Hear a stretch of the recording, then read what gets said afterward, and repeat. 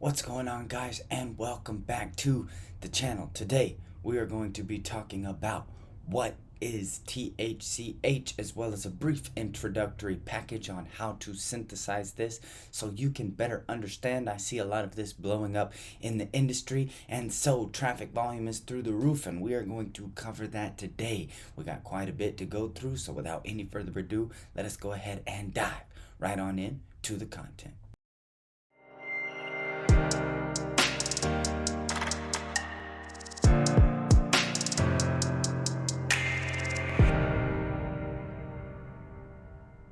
Yo, if you guys would hit that like, subscribe, bell button notification for me, I sure would greatly appreciate it.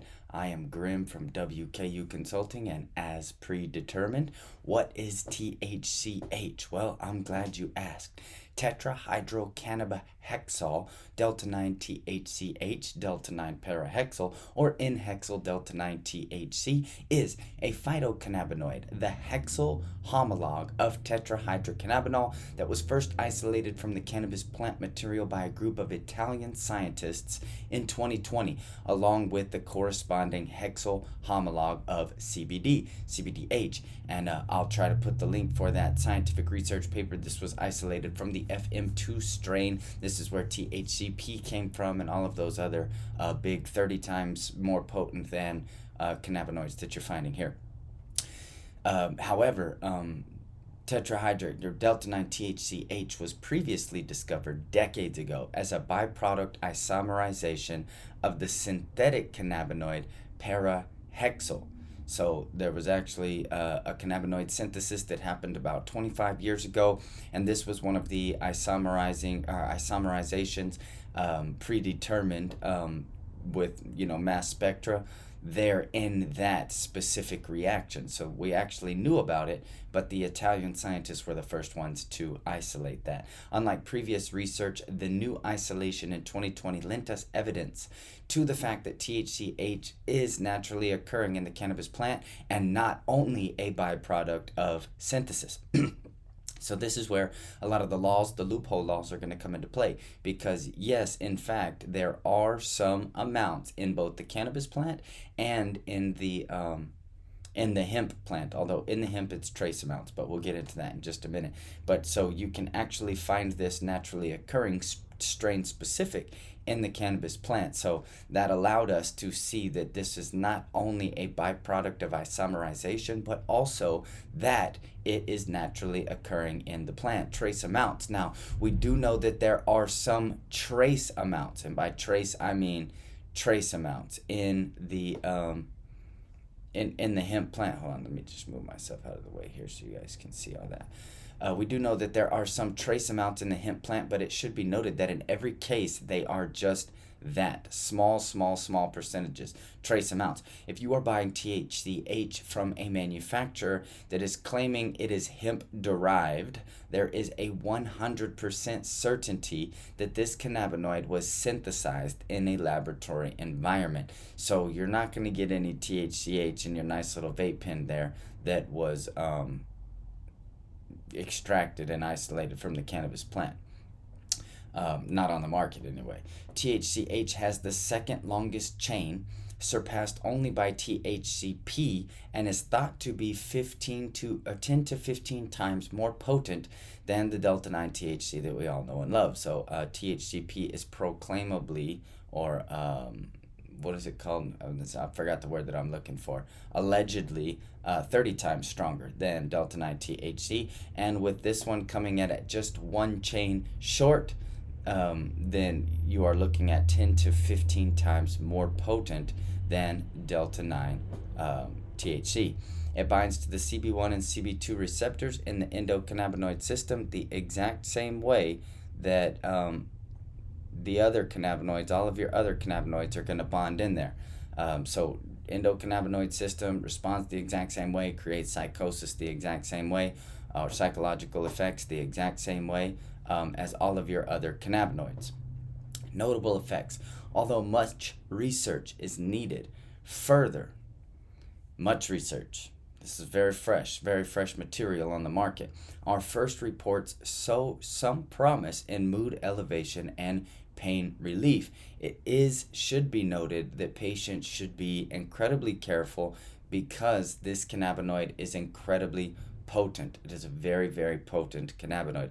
And just on some, case studies that we've gotten back from people that we know that went through kind of, trying to see what this would do for science, right? It is much more difficult to cope with than just smoking some Delta 9 or Delta 8 THC. It's going to be incredibly more potent. But when used in conjunction with Delta 8 THC, we have users report an elevated psychoactive experience, happiness, euphoria, relaxation, and even some moderate pain relief. So let's get into understanding the synthesis. How is all of this being done? Now you know what it is. Now you can look on Binoid, I believe is one of the manufacturers that produces some of this. But I just wanted you guys to know that this is not, in fact, something that you're going to extract naturally from the hemp plant, maybe from the cannabis plant, but definitely not from the hemp plant. It is, in fact, a Schedule 1 controlled substance under the list of restricted products on the narcotic scheduling. So that is the only way that you're going to be able to source this is by saying or by pretending, if you will, that this was hemp derived. But I just want you to know that this is all done in a laboratory. As the consumer, you're who I'm here to protect. Number one, this is the synthesis, and you could replicate this if you want. As far as synthesis goes, this is one of the easier ones. You will find the starting material and the chemicals that you need is actually the most difficult part of sourcing. This entire reaction is relatively simple and straightforward. Number one, you'll need 5-hexylresorcinol. Those are the building blocks that we're going to use to make this THC-H in large quantities. We're going to take 22 grams and dissolve it in 1 liter of heptane in a stirred reactionary vessel. Number two, we want to take 8 grams of 1-methyl-4-prop-1-E2L cyclohexanol is added to that stirred reactionary vessel. So we've got our 22 grams, our 8 grams, and then finally at number 3 in that reactionary vessel, all at once, this can be done. 2% by weight of resorcinol is added to the stirred vessel. So right here, 2% of whatever your starting material was. Now this can scale up, this can scale down. When you scale highly up, you find that you lose some potency. And like I said, just from research and development, it's still unclear why that is, right? So keeping these reactions small is really an ethical way to make sure that you can consistently get the purity that you're looking for. So 22 grams resorcinol, 8 grams cyclohexanol, and 2% of PTSA by weight of your starting building blocks. Resorcinol is added to that stirred reaction vessel. Number 4, the reaction is then vacuumed down and then nitrogen blanketed and stirred at 400 RPMs for 2 hours at 46 degrees Celsius. So there's all your parameters that you need there. You vacuum that down, make sure that you've got no oxygen in there, and then nitrogen blanket your entire thing, put it in an inert atmosphere. Another inert gas that will work is, I just forgot, my goodness. Woo. I don't know if coffee this morning. Nitrogen blanketed and then stirred at 400 RPMs for 2 hours at 46 degrees Celsius. Number 5, reddish oil. This is what's going to start to form after about 2 hours. It's going to have a thick syrup-like consistency. Make sure that your PTFE stir bar, is one of those nice solid football looking ones instead of the little capsule looking ones, Make sure you've got a nice robust stir bar in there because this syrup will start to thicken up. It will create a reddish oil with syrup-like consistency will form. At this time, the oil is quenched and submerged in ice water bath overnight. By quenched, what I mean is you are going to do your simple LLE. You're going to 5% sodium bicarbonate in water, quench, brine water, quench, distilled water, wash that out and leave it in that brine water and distilled water and you're going to submerge your entire vessel in an ice water bath overnight. Ice water bath is anything that can be controlled with because if you leave it overnight, you're not just going to be able to keep replenishing ice. So it's not like just stick this in a cooler somewhere.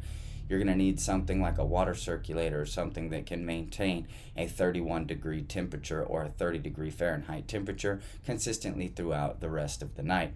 When you come back in the morning, what you're going to do is further purify the reaction. But that is the reaction that you're going to do to get that THCH. Next, you have your separation. Your organic phase is then separated from the aqueous solution, which is going to be our heptane. Oh no, I forgot about it. I'm sorry. Right here, when the LLE is quenched, your reddish oil needs to be added to a 2-to-1 heptane and then washed. I completely forgot to put this here. I'm so sorry. That's why the heptane is being recovered. So 2-to-1 heptane is what you're going to add this reddish oil. So just redissolve your reddish oil in your heptane and then quench it. Quench it. That is where you're going to have your organic phases then separated from the aqueous solution. Your rotovap. Heptane is then recovered in our rotary evaporator. And I just feel like I didn't cover that clean enough. So I should probably cover that a little bit cleaner. So your reaction is vacuumed and then stirred, or nitrogen blanketed and stirred at 400 RPMs for 2 hours. After 2 hours, we want to redissolve this in heptane. Boom.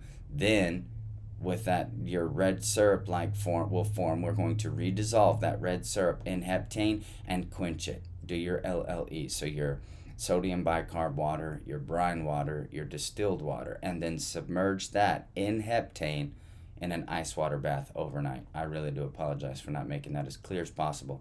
The organic phase is then separated from the aqueous solution. Rotovap. Heptane is recovered in our rotovap, and what we're left with is our reddish syrup oil that has been quenched with the PTSA from the PTSA and everything that we added in there to facilitate that catalytic reaction. C18 chromatography column is prepared with vibration techniques to prevent channeling. You can use, it sounds dumb, but you can use a vibrating pad, you can use a vibrator, you can use a mallet if you just want to sit there and pound on it for 5 hours, whatever you want to do. But just make sure the most important part is that we're not going to get any channeling in our C18 or in our chromatography column. We can use a gravity fed, or we can also use a vacuum pulled, or we can use a pump. So a whole bunch of different ways to set up your chromatography column. This is in the video on chromatography. So your C18 is going to be wet with ethanol to prepare for fractionation. So you just want to run ethanol through that C18. Make sure this is your second stop to make sure that you're not going to have any channeling there. Then your THC crude, after it has been recovered from heptane, is going to be redissolved in a methanol and water, a 3-to-1 methanol and water ratio, 3 parts methanol, 1 part water, at a 1-to-1 ratio of THC crude to the methanol water combination, and then filtered through the media. Fractions are then going to be collected, tested, and distilled for further purification. And that is what you're going to end up with, is a THCH finished. And then you can do whatever product formulation that you're going to do, whatever you want to put that in, capsules, vape pens, anything like that. That's all up to you to decide after that. But what you will be left with is a THCH distillate.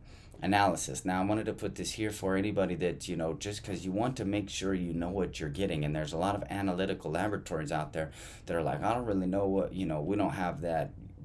And I don't know. So just make sure you can, in fact, go to CaymanChem.com, and this is product 33352, 33,352, 33352 is the product number, and they will provide you with a 99.9% pure analytical reference standard. So make sure that you're testing that against your control so you know what you're getting. A lot of people just say that they have THCH. It's important to be able to trust your analytical group wherever you're using to make sure. So for all my analytical labs that are out here watching this, get you some controls, especially when these are hitting the market. Make sure you have an ability or an affinity to test against all of these new cannabinoids that are coming out. And a lot of times when you have some mystery peaks, they're probably easily identifiable.